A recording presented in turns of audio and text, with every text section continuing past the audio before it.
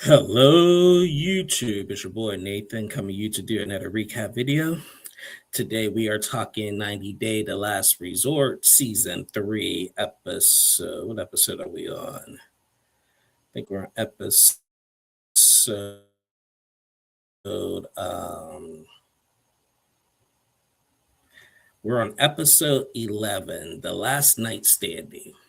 So yeah, we're just gonna get on to it. Not much really went down in this episode. I mean, other than Karen Guillermo and mostly Patrick and Thais, we didn't see much of everybody else. So before we get into them, I'm just gonna do a quick overview because this recap is just gonna be really quick, y'all, because there really wasn't that much. So we didn't see much of Russ and Powell after their little argument last week, but Powell just said, it's a new day. She said, I can't even be mad at Russ anymore. I'm just sad about it, but tomorrow's a new day.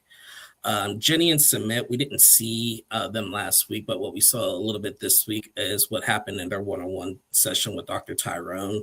And Dr. Tyrone said that, it's basically that their argument was over the loans that Submit took out and didn't tell Jenny and everything. So and then the argument about Submit not believing in the tradition of marriage, basically. So Dr. Tyrone said that, I get that you want to provide for your family, and as the eldest son, you felt like you have obligation to do that. But when you're falsely portraying that, that will hurt your marriage, and he's absolutely right.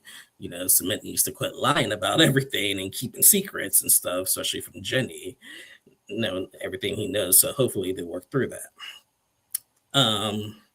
We seen Rebecca and Powell have a conversation. Rebecca is still upset about what happened with Zied, about him wanting a real wife, basically, and yeah, I'm just glad that because we didn't see Zied in this episode, but I'm just glad there was like no screaming and Rebecca voicing her concerns, and that she just thinks that Zied is just gonna up and leave. And rumor has it, and I saw this online, that Zied's up on some dating apps right now. Uh-oh. Uh-oh. Zied is actually up on some dating apps now. And so yeah.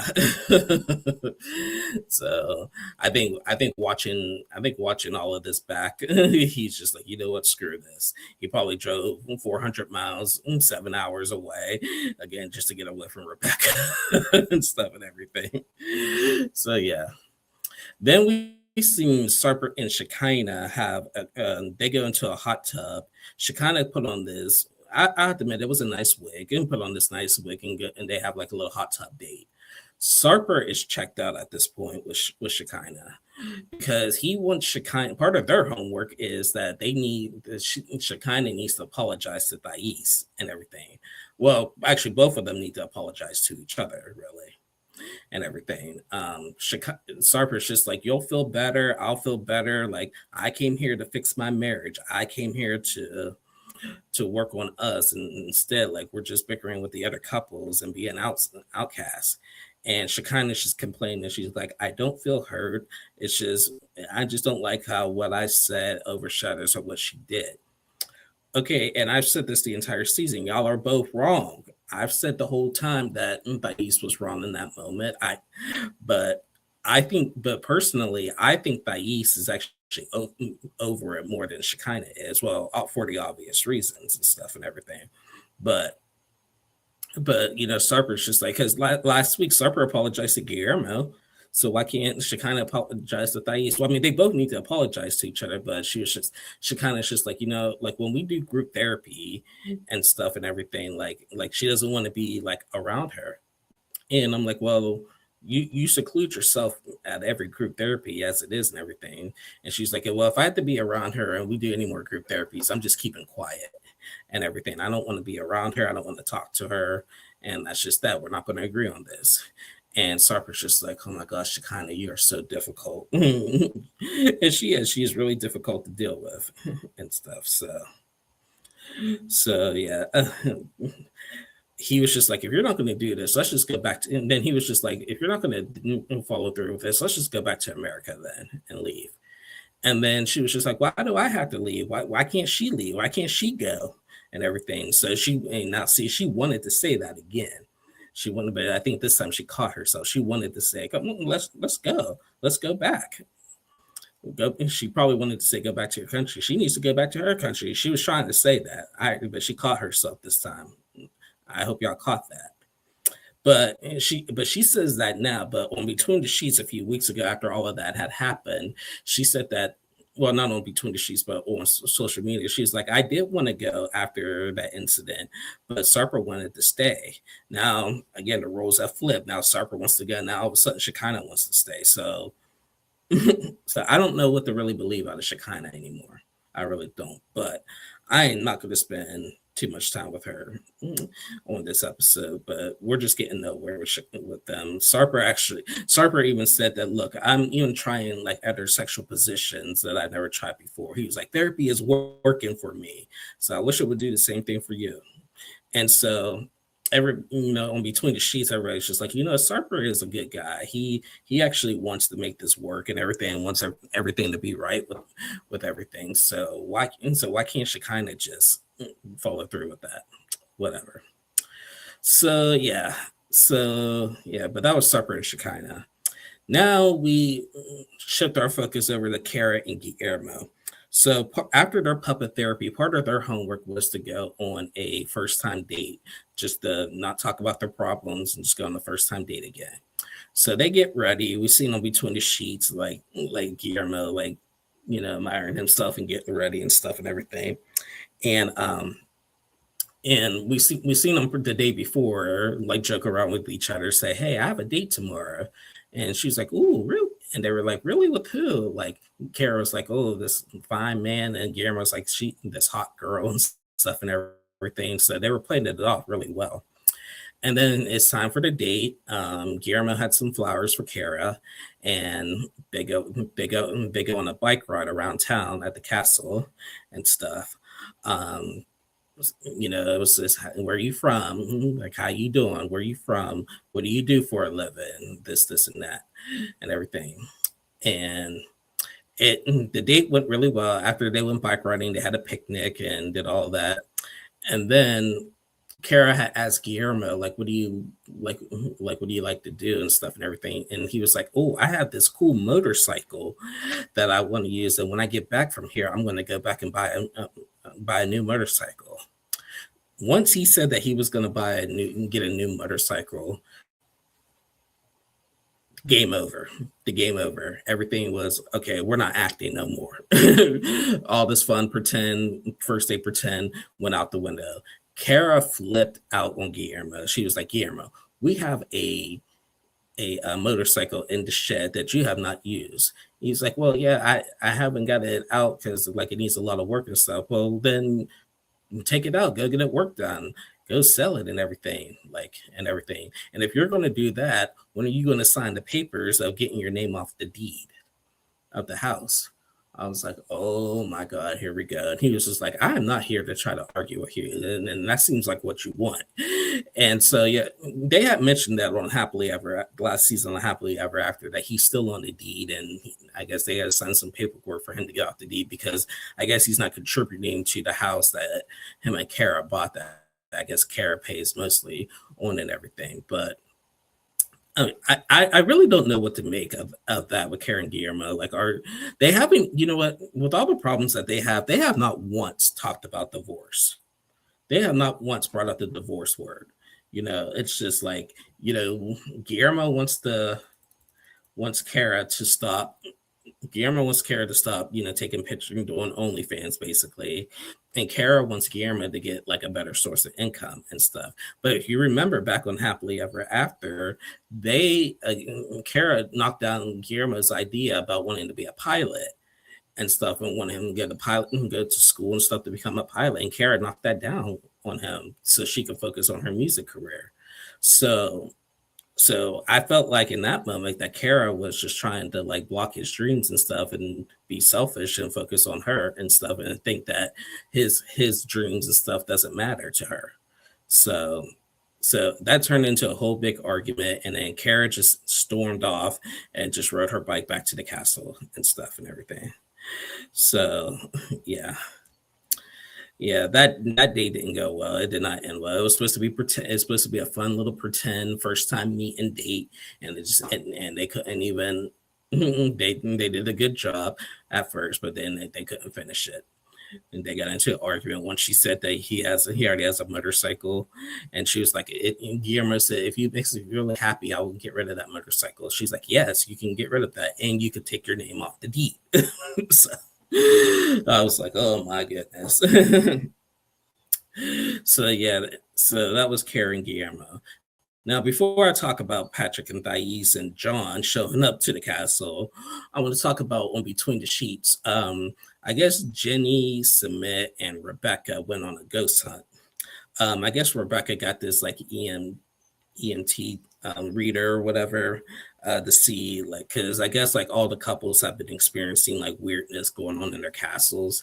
I'm not a fan of paranoia activity, but I will admit that castle kind of does look a little haunted, in my opinion. It's a nice castle, but I will admit that it does look haunted from the outside, because I think like Patrick and Thais said that there was like a light that came on in the room, or Supper kind of said that, and just noises falling off the bed and stuff turning on and stuff. So Rebecca got this meter, and Jenny and Submit and Rebecca went on a ghost hunt, and they heard some crazy stuff and everything. And I guess we're going to talk more about that next week when Rebecca called in a medium to talk to the cast about that stuff.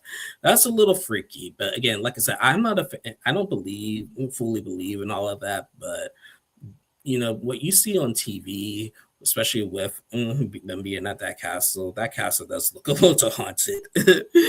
So yeah. But yeah, that was that. Now we get into what this episode was mainly about: Patrick and Thais and John. So John arrives to the castle. Patrick picks him up.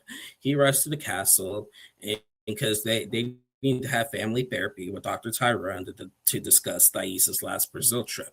Remember, Thais had gotten a BBL or liposuction on her back and stuff, and then lied about it and didn't tell Patrick. And I guess John talks to Thais's father a lot, because remember, a couple of seasons ago, and Happily Ever After, John went them to Brazil, and him and Thais's dad got along great. And so John arrives, and Patrick tells him, we talked about the Brazil trip. She said she didn't do anything. And John was just like, well, I have my speculations. I talk to Carlos every day. Carlos is Thais's dad. I talk to Carlos every day. And he told me some stuff and everything. And then on Between the Sheets, John was just being. Now, here's my opinion on John.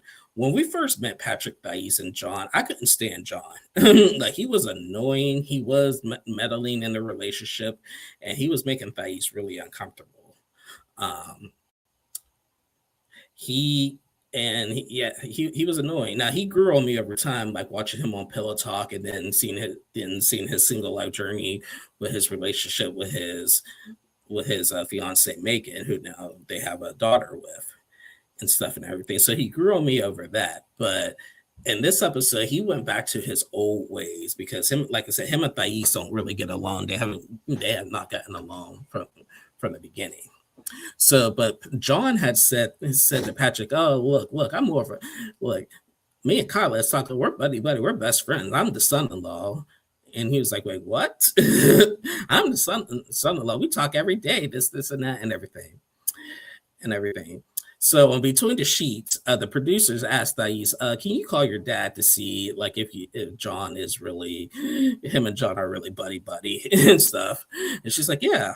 So in Between the Sheets, Thais calls her dad and says, "Hey, are you friends like with Patrick's brother John?" And he was like, "No, I seen him that time y'all came to Brazil, but that's about it." And like, are y'all close? Do y'all talk to each other? And he was like, "Nope." So we're thinking John and Patrick is starting to see that, because Patrick never stood up to John in the past, but he's finally standing up to John. about things. So we're thinking John is like lying about some stuff. So they go into the therapy session. Before John arrives, Patrick and Thais told Dr. Tyrone about like, their relationship with him and everything, and their dynamic and stuff and everything, and how uncomfortable in the beginning it was for Thais. So John comes in and into the therapy session, shakes Dr. Tyrone's hands, and he gets started right away.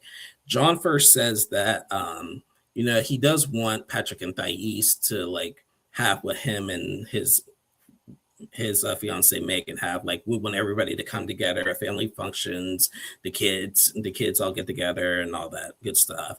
Thais said that she was happy to hear that. But then we went into the juicy stuff. John says that Thais, every time she comes over, she does not say hi to John. Like, she'll say hi to the family and then go disappear. And he said, if you want respect, respect is earned. You show me respect, I'll give you respect and everything. And Thais says the same thing. He was just like, when you don't come up, when you come in, like, you only just see Alicia and then you go do your own thing as well. And then she's like, I'm just looking after my brother and everything. So then the Brazil trip comes up. She was like, I talked to Carlos, and I know we don't speak the same language, but he said that you were out like with an ex and stuff.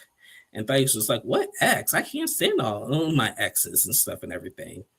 And well, he said that you were at a bar and Alicia was there. And he was like, yeah, we were at, and Thais was like, yeah, we were at a freaking burger joint with my dad that Alicia was allowed to be there. Patrick even knew about that. And Patrick even said, yeah, I knew about the burger joint and everything.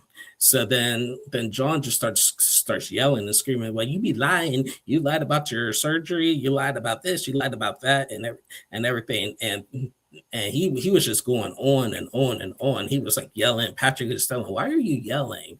And she was just like, are you being competitive with me? She was like, explain why you do it. All you do is just lie.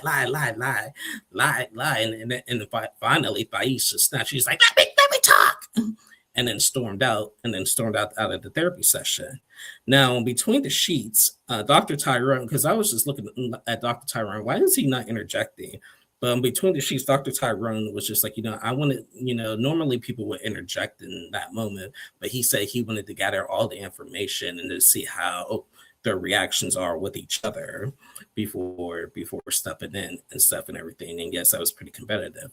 So at this point, John is, again, same thing. I don't really know what to believe when it comes to that, but the proof in the pudding is that John probably is starting stuff, and Patrick is finally starting to see that and stuff and everything. So I think it's hard for me to believe, but I think on this time I might believe Thais a little bit. Now, she did lie about the liposuction, but I don't think that there was any infidelity going on that Brazil trip and everything. And the fact that John thinks him and Carlos are buddy is one thing. Yes, they did get along on that season of Happily Ever After and everything. Now, Thais said on Between the Sheets that she does wish that Patrick had a better relationship with Thais's father, because she said like every birthday and Father's Day, she's like has to remind Patrick to call him, wish him happy birthday, wish him happy Father's Day and stuff and everything.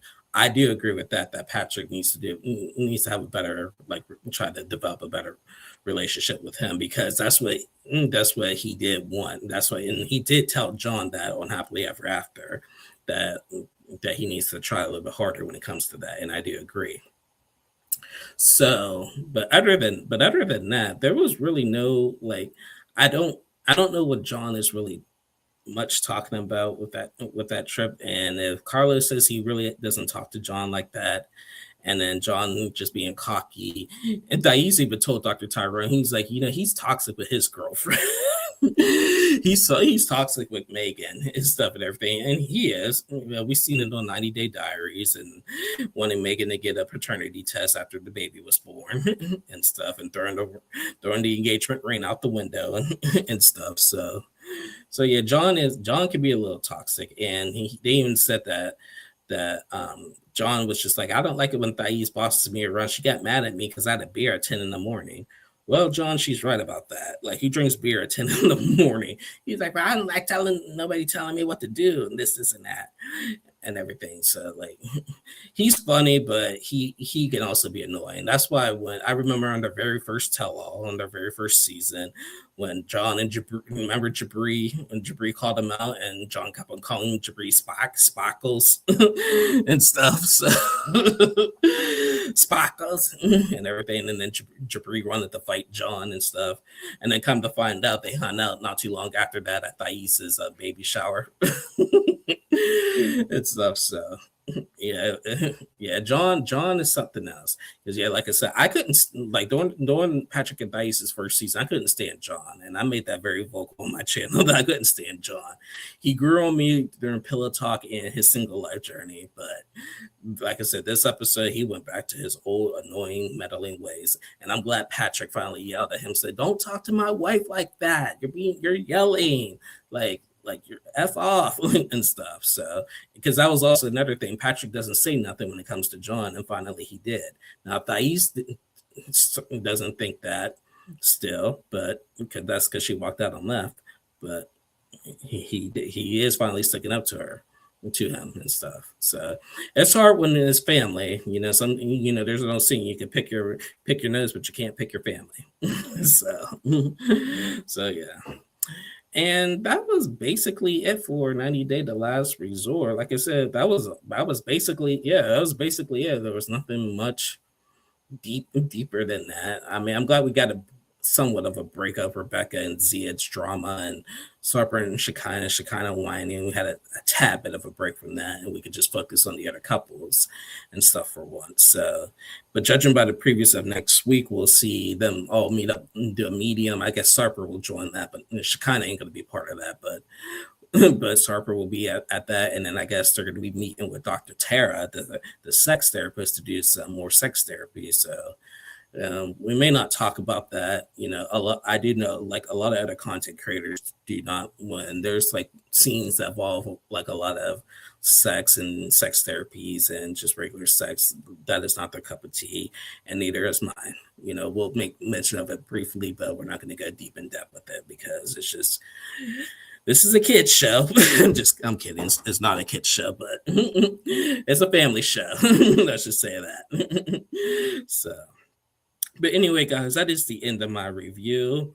Thank you guys so much for watching. Please like and subscribe to my channel if you haven't already. To all of my new subscribers, thank you so much. I hope you guys are enjoying my content. If you did, please leave a like and respectful comments and everything. And I'll be back on tomorrow to recap little singles.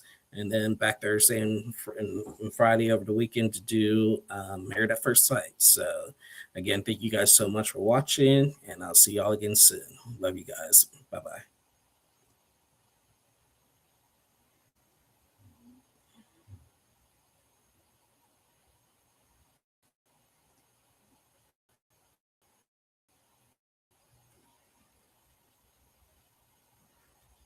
If my thing wants to end.